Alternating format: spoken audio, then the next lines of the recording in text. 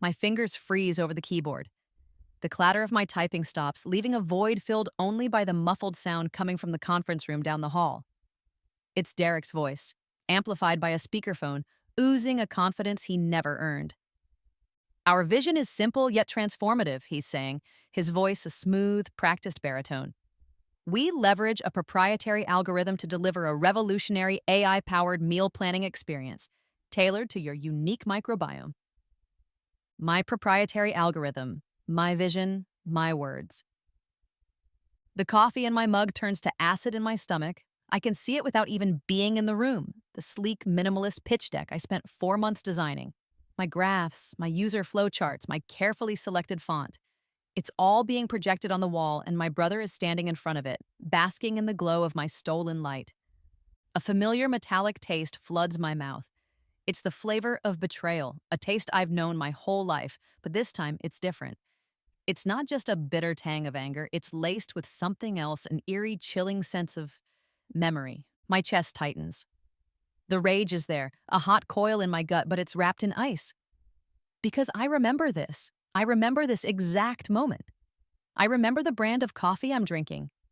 Pete's Major Dickinson's blend. I remember the faint scent of rain on the window pane.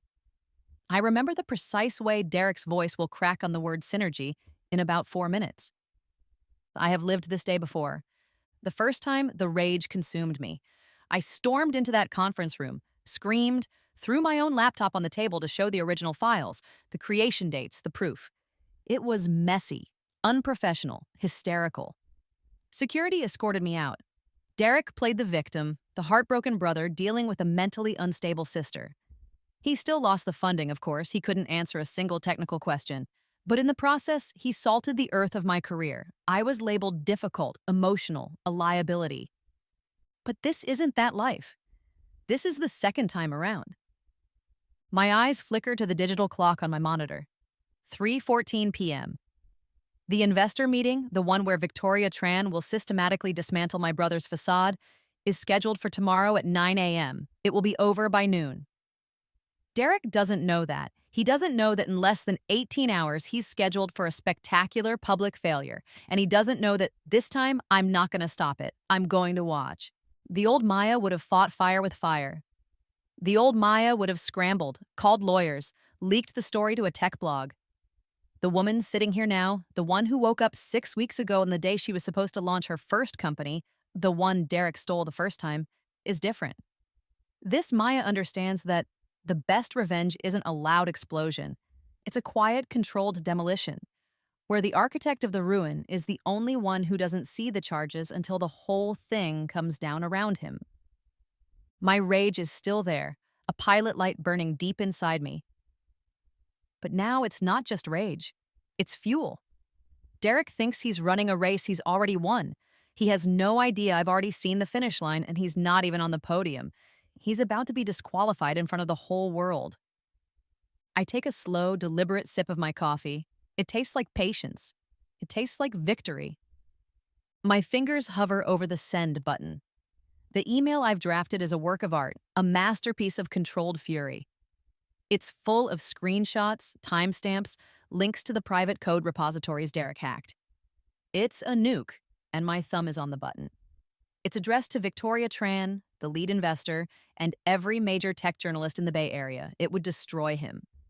But it would also create fallout. It would make me the story. Woman's career ruined by vindictive brother. I'd be a cautionary tale, a subject of pity. I've lived that life of pity. It doesn't suit me. I press the backspace key again and again until the screen is a blank, pristine white. Deleting that email feels better than sending it. It's a release. It's the first real choice I've made in this new life, a deviation from the script of the old one. Instead, I open my messaging app and find Derek's contact. My hands are perfectly steady. I type a single simple line. Maya, good luck with the presentation tomorrow. I believe in you. I hit send. The blue bubble hangs in the air for a moment, a tiny digital grenade lobbed into his carefully constructed reality. His reply comes back almost instantly, the 3 little dots appearing and disappearing like a nervous tick. Derek, what is this? Derek, what's your angle here, Maya? He's suspicious. Of course he is. In our world, kindness is currency, and he knows he hasn't made a deposit in my account in years. My support is the last thing he expects. It's a wrench in his narrative of the jealous, unstable sister. Maya, no angle, just excited to see how you handle the technical questions, especially the ones about machine learning optimization. Heard Victoria Tran is a real stickler for the details. I add a smiley face emoji. It feels like sharpening a knife. I know for a fact he doesn't know the difference between a neural network and a phishing net. He'd paid a freelance coder in Odessa to brute force his way into my server last time. He has the front-end design, the UI, but he doesn't have the engine. He stole the car, but he doesn't know how it works. Derek, I have it covered. The blustering confidence is back, but I can feel the sweat in his words. I've planted a seed of doubt. He expected a fight. He was prepared for one. He has no idea how to handle a cheerleader. Now for the masterstroke. I call the assistant for Victoria Tran's venture capital firm. Hi, Jessica, it's Maya Alani. I need to pull out of my pitch slot tomorrow morning. Something's come up. A sudden illness. Yes, a terrible shame. Please give Victoria my deepest apologies. I hang up before she can ask any questions. Derek will find out within the hour. The news will ripple through the small, gossipy world of venture capital. Maya Alani dropped out. Derek Alani is the only one left pitching an AI meal planner.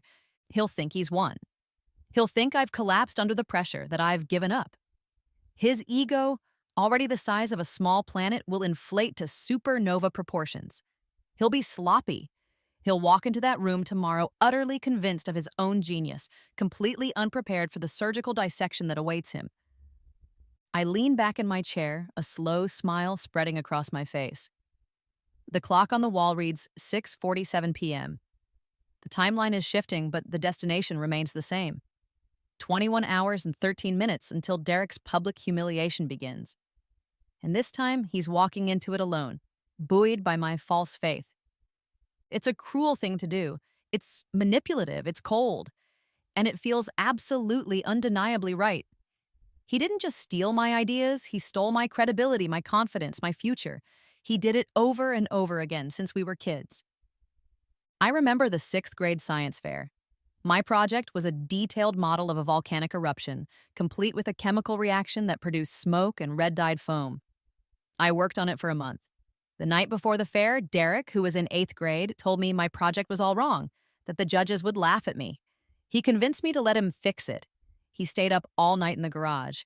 The next day, he presented a nearly identical, slightly more polished version of my volcano as his own project. He won first place in the middle school division. When I tried to tell our parents, they told me I was being a poor sport, that I should be proud of my big brother. He told me he'd done me a favor, that mine would have failed anyway. Then there was my college application essay. I wrote about our grandmother's struggle with Alzheimer's, a raw, personal piece about memory and loss. Derek's grades were average. He needed a standout essay to get into the same university I was applying to. He read mine over my shoulder, told me it was too sentimental, too weak. A week later, I saw a draft on his computer. It was my essay, my grandmother's story, but with the pronouns changed and a few adjectives swapped out. He'd made it about our grandfather instead. He got in. I was waitlisted. When I confronted him, he said he'd been inspired by my bravery to write his own story, and if they sounded similar, it was just a coincidence of shared family history. Each time, he'd chip away a piece of me. Each time, I'd fight, I'd scream, I'd present evidence. And each time, I'd be the one who looked crazy.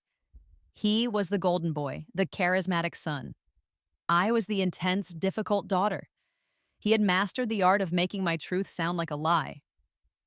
Not this time.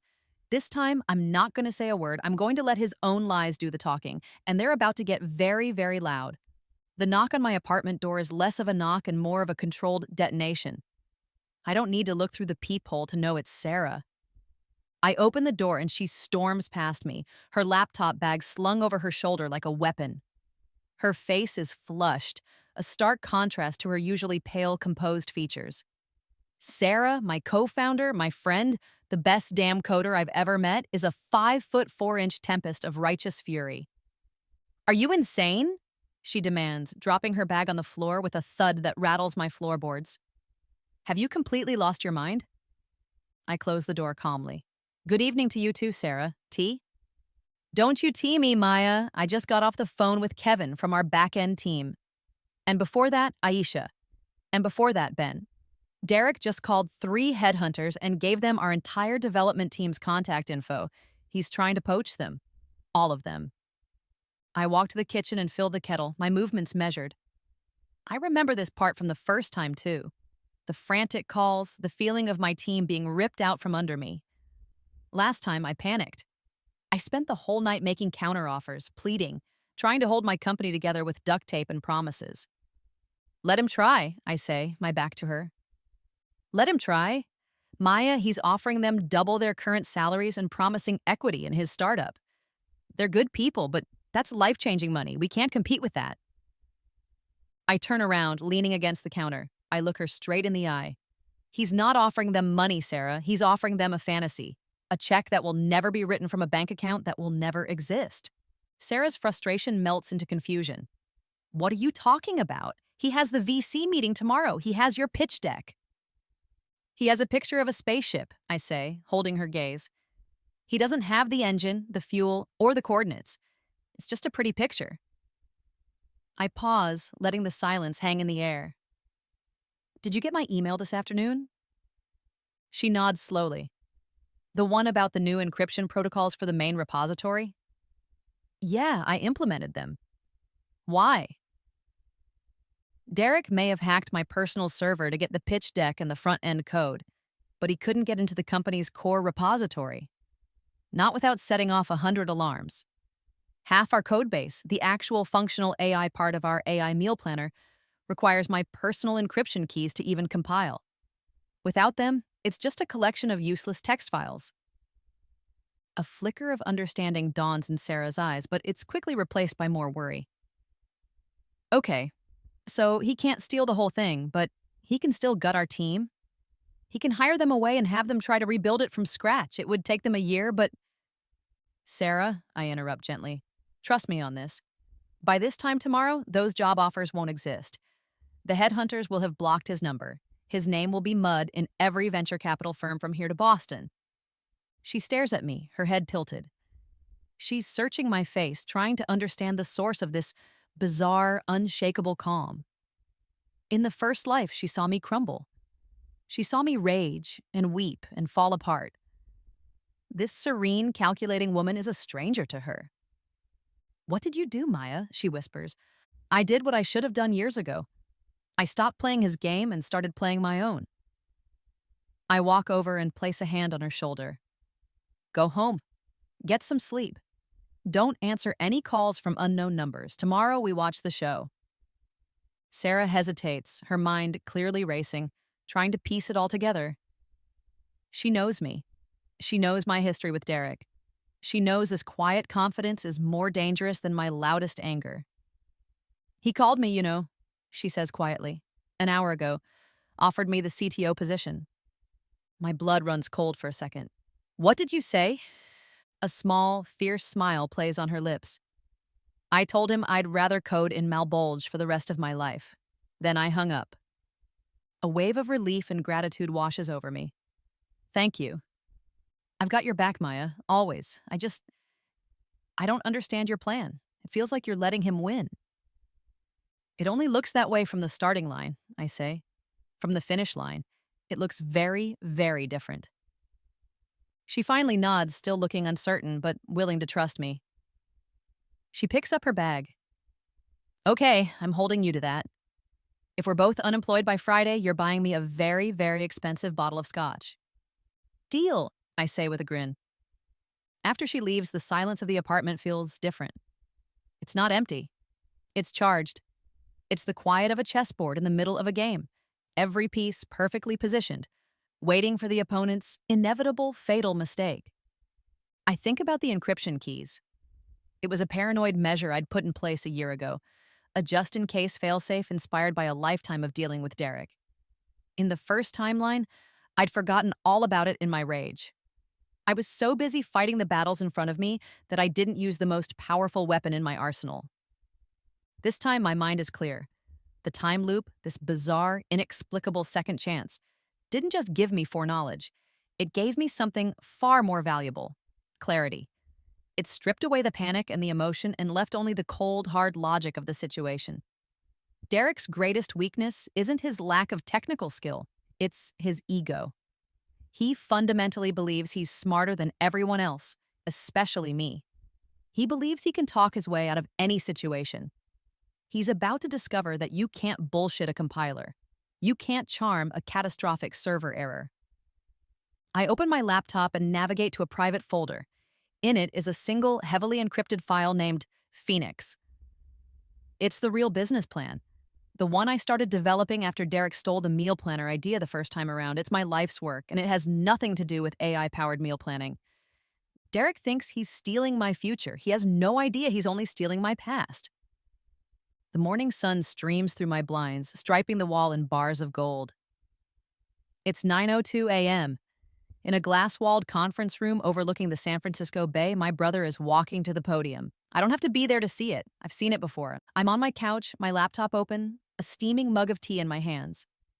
The venture capital firm is live streaming the pitch for its international partners. It's a private link, one I wasn't supposed to have.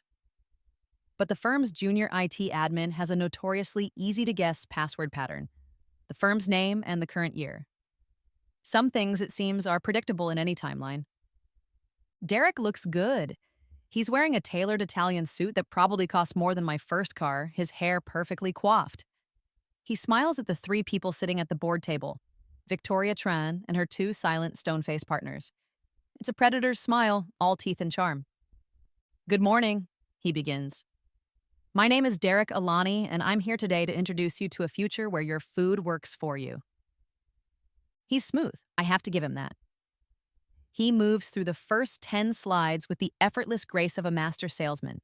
He paints a beautiful picture of a seamless, intuitive user experience.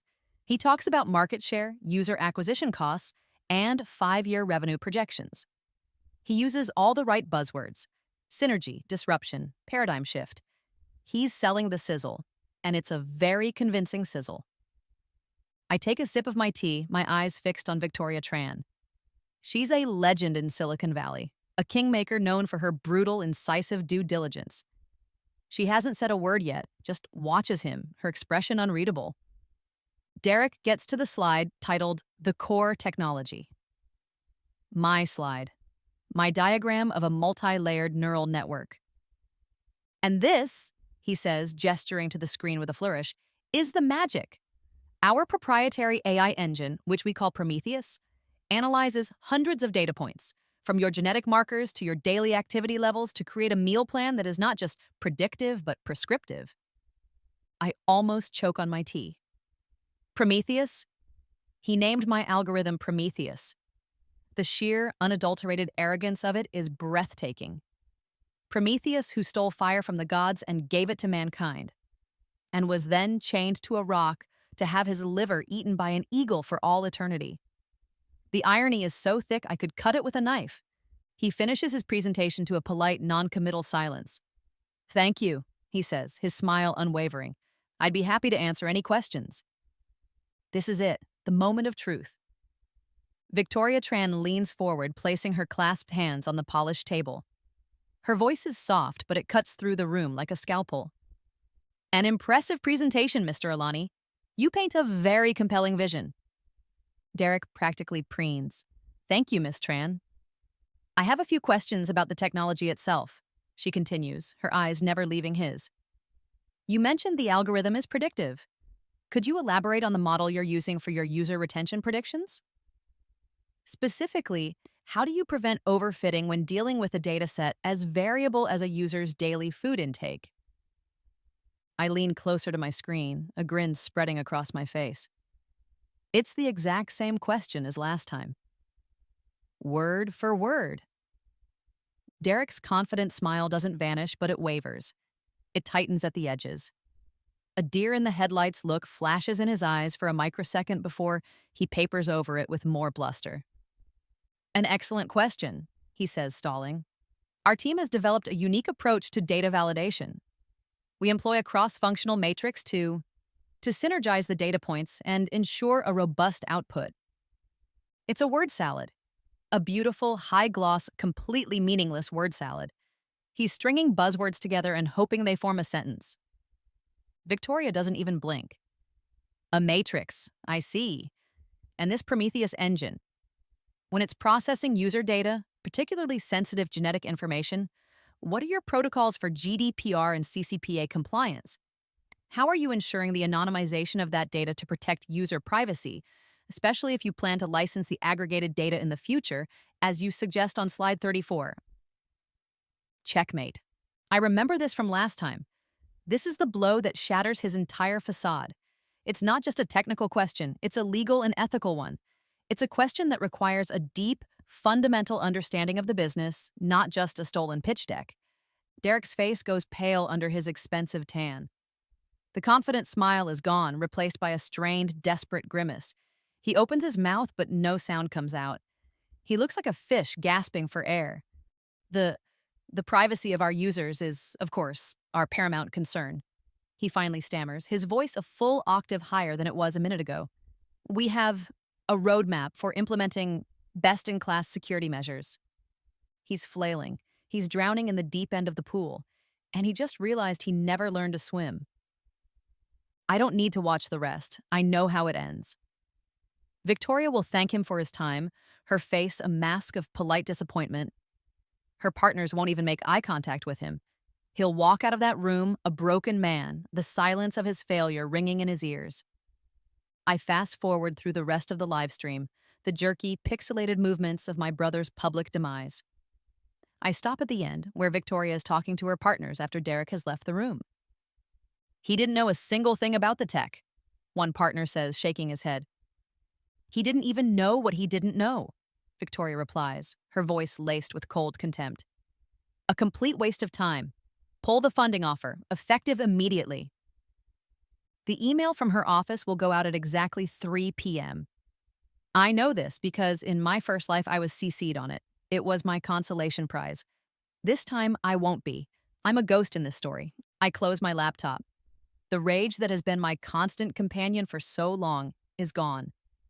In its place is a profound, almost unsettling calm. It's the calm of a storm that has finally passed. The first time he did this, I felt like a victim. I felt powerless, cheated, robbed.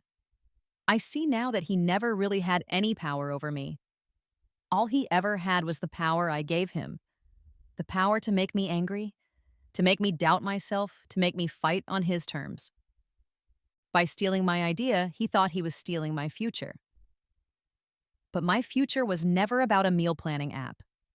That was just an idea, one of 1,000 I have every day. My real future is my ability to create those ideas, my mind, my skills, and that is something he can never, ever steal. He can take a blueprint, but he can't build the house. He can't even lay the foundation. He's a hollow man. All surface, no substance. And he's about to find out what happens when the tide goes out and reveals that the beautiful seashell everyone was admiring is just an empty, broken shell. The buzz of my phone against the coffee table is jarring in the quiet of my apartment. I glance at the caller ID. Derek. I let it buzz. 1 ring, 2 rings, 3. I watch the screen, imagining his panic, the cold sweat on his brow, the desperate scramble to understand what went wrong. He's been stewing in his failure for 3 hours now. The email from Victoria's firm would have landed in his inbox like a bomb. On the 5th ring, I pick it up. I take a breath and compose my voice into a mask of gentle concern. Derek, is everything okay? Don't you is everything okay, me, Maya? He hisses, his voice a raw nerve of fury and fear. You did this. I don't know how, but you sabotaged me. Sabotaged you? Derek, what are you talking about? I thought the pitch went well. I inject a note of confusion into my tone, a subtle art I've perfected over a lifetime of dealing with him. They're pulling the funding, he shouts, his voice cracking. They said I couldn't answer the basic technicals, and then they said they wanted a working prototype demonstration by Friday. Ah yes, the prototype demonstration. The final nail in the coffin. I'd forgotten about that little twist. In the first timeline, he never got that far. They just cut him loose. Victoria must be adding an extra layer of humiliation this time around, A public execution. Beautiful. A prototype by Friday? I say, feigning shock. But that's impossible, Derek. The MVP alone requires at least 6 months of solid development. You know that. That's why you're going to help me, he says, his voice dropping to a low, menacing growl. The pleading is over. The threats are beginning. It's a familiar dance. You're going to give me the real code, the working algorithm. You're going to get it running by Friday. I take a slow sip of water. And why would I do that? Because if you don't, he snarls, I'll make sure you never work in this town again. I'll tell everyone you're the one who tried to steal my idea. I'll drag your name through the mud so thoroughly you won't be able to get a job coding for a high school website. You think you have a reputation now? I will burn it to the ground. The old Maya would have been terrified. The old Maya would have believed him. He'd done it before on a smaller scale. He was charming and believable, and I was intense. But the woman he's talking to now isn't afraid, she's bored. Actually, Derek, I say, my voice light and airy, I won't need to work in tech much longer. Not in the way you think, anyway. There's a pause on the other end of the line. A confused silence. What does that even mean? It means you were so busy trying to steal my last idea, you never stopped to wonder what my next idea was. The silence deepens. I can almost hear the gears grinding in his head, the frantic attempt to process this new, unexpected variable. I'm not building a meal planning app, Derek. I continue, my voice as calm as a frozen lake. I haven't been for months. My real project, the one I've been pouring my soul into, is about something much bigger. It's a platform for reducing commercial food waste by connecting restaurants and grocery stores with food banks in real time. It uses predictive analytics to anticipate surplus and logistical AI to manage distribution. I let that sink in. I can picture his face, the dawning horror as the pieces start to click into place. And while you were pitching my old scraps to Victoria Tran, I say, delivering the final blow, I was in a meeting with her biggest rival, Kestrel Capital. They were quite impressed. In fact, we signed the term sheet this morning. A rather generous Series A funding round, as it turns out. The sound on the other end of the line is a choked, strangled gasp. It's the sound of a man's entire world collapsing in on him. The sound of a con artist realizing he's been conned. You planned this, he whispers, his voice barely audible. You let me walk into that room. You let me fail. I didn't let you do anything, Derek, I say, my voice hardening, the false gentleness gone. I just stopped saving you. You walked into that room all by yourself. You put my name on your slides. You claimed my work as your own. This isn't my fault. This is the bill for a lifetime of theft finally coming due. His breathing becomes rapid, ragged. He's hyperventilating. You won't get away with this. I already have, I say softly, and I hang up the phone. I place the phone back on the table and look around my apartment. It feels like I've been holding my breath for my entire life, and I've only just now exhaled. The weight that has been pressing down on my chest is gone. He thinks I orchestrated his public failure. He's not entirely wrong, but he doesn't understand the truth of it. I didn't have to set a single trap. All I had to do was step out of his way and let him walk into the ones he'd built for himself. I provided no rope. He hanged himself with his own ambition. My new company, Phoenix. It's more than just a name, it's a promise, a symbol of rising from the ashes of a life that was burned to the ground.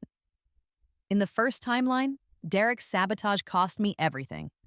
I lost my company, my reputation, my apartment.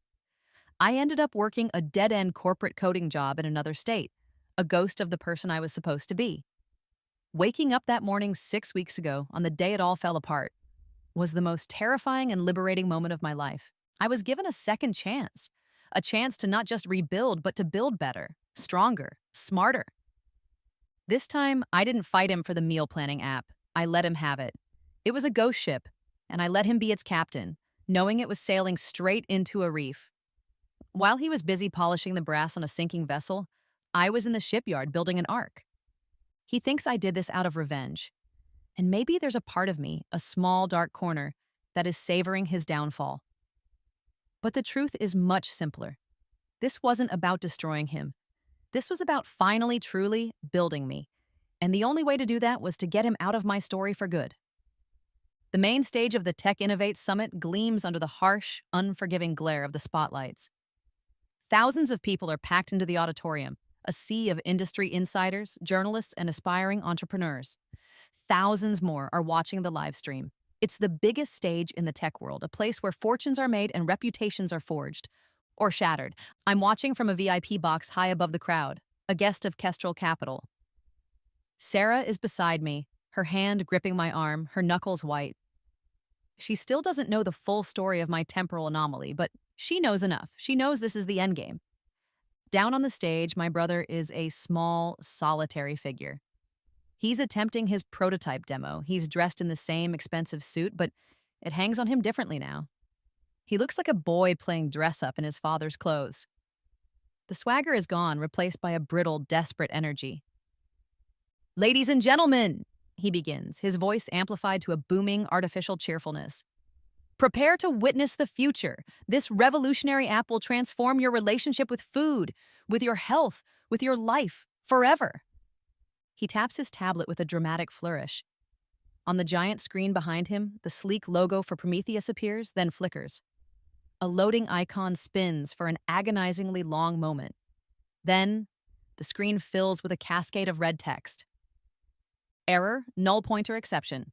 Error, failed to initialize core module. Error, authentication failed. Repository access denied. A low murmur ripples through the audience. Derek's face, projected in high definition for everyone to see, is a mask of sheer panic. He taps the tablet again, frantically this time, his movements jerky and uncontrolled. More error messages appear. The silence in the auditorium is deafening. The only sound is the frantic tapping of his finger on the glass screen. Then, a voice, calm and clear, cuts through the tension. It's Victoria Tran, speaking from her seat in the front row, a microphone having been passed to her. "Derek," she says, her tone deceptively gentle. "Perhaps while your team works out the technical difficulties, you could explain to us how your algorithm actually works? The core logic, in your own words." The murmur in the crowd grows louder. This isn't a technical glitch anymore. This is a public vivisection. Derek looks out at the sea of faces, his eyes wide and terrified. He's trapped in the spotlight, a specimen under a microscope. The technical specifications they're proprietary," he stammers, sweat beading on his forehead and trickling down his temple. "For the protection of our intellectual property." Victoria's response is swift and merciless. "That's interesting, because the intellectual property you're claiming to protect looks remarkably similar to a project posted on GitHub 6 months ago. An open-source framework for nutritional data analysis." She pauses, letting the weight of her words settle over the crowd. "A project," she continues, her voice ringing with authority, "posted by your sister, Maya Alani." A collective gasp sweeps through the auditorium. It's a physical wave of shock and realization. All eyes turn from Derek on the stage to the giant screen behind him. And then the final brutal blow. "In fact," Victoria says, her voice dripping with ice, "we were so concerned about this potential overlap that we asked the conference security to review the server logs from the days leading up to your initial pitch. Perhaps this will clarify things." The screen behind Derek flickers again. The error messages vanish, replaced by a security log. It's a stark black and white record of IP addresses, file transfers, and access times. It shows, with cold, undeniable certainty, a connection from Derek's home network to my private server, followed by the download of a single large file. pitch_deck_final_v12.pptx. And then, the video feed switches. It's security camera footage from the hallway outside my old office, time-stamped from 2 months ago. It shows Derek, his face clearly visible, talking to a man I recognize as a low-level data broker known for his skills in social engineering. It shows him handing the man a thick envelope of cash. The audience doesn't even gasp this time. It's a dead, horrified silence. They are watching a man's career, his reputation, his entire public persona being dismantled atom by atom in real time. Derek stands frozen, his mouth agape, his face ashen. He looks from the screen to Victoria to the silent, staring crowd. There is no explanation. No escape. No charming lie that can save him now. He is utterly, completely, and publicly exposed. He drops the tablet. It clatters to the stage with a sound that echoes through the vast, silent hall. Then he turns and stumbles away from the podium, away from the spotlights, a man fleeing the scene of his own immolation. Up in the box, Sarah lets out a breath she seems to have been holding for an hour. She turns to me, her eyes wide with a mixture of awe and terror. "You knew," she whispers. "You knew all of it. How?" I just shake my head, a slow, sad smile on my face. It's a long story. I look down at the stage, at the abandoned tablet and the screen still displaying the damning evidence. I feel no joy, no thrill of victory, just a quiet, profound sense of closure. The war is finally over. Some lessons, I whisper to myself, the words lost in the renewed buzz of the auditorium, require a public classroom. Derek had spent his life avoiding consequences, charming and lying his way out of every corner he backed himself into. But there's no charming your way out of raw data. There's no lying your way out of security footage. The tech world he so desperately wanted to conquer is a world built on proof, on verifiable facts. And his facts just proved he was a fraud. That night, the story was on every major tech blog. Prometheus down, Alani's AI dream ends in public plagiarism scandal. They called it the most spectacular startup implosion in a decade. His name became a verb, a cautionary tale whispered in boardrooms and co-working spaces. To pull a Derek was to crash and burn with maximum public humiliation. 6 months later, I'm standing in a bustling, cavernous warehouse. The air smells of cardboard, fresh produce, and the faint, clean scent of ozone from the industrial refrigerators. This is the new headquarters for Phoenix, my company. The space is alive with motion. Forklifts beep as they move pallets of rescued carrots and kale. Volunteers in bright green t-shirts pack boxes of bread and milk. On a giant monitor on the wall, a map of the city glows with a network of routes, our logistical AI optimizing the delivery of thousands of pounds of food that, just yesterday, would have ended up in a landfill. We're not just a tech company, we're a movement. We've diverted over 1 million pounds of food waste in our first quarter. We have a waiting list of grocery chains wanting to partner with us. Our Series A funding, the one I secured the day Derek's world fell apart, has been followed by a flood of interest for our Series B. Sarah walks up beside me, holding 2 cups of coffee. She's my CTO, my partner, the unwavering rock I built all of this on. She hands me a cup. "Just got off the phone with the Seattle expansion team," she says, a proud grin on her face.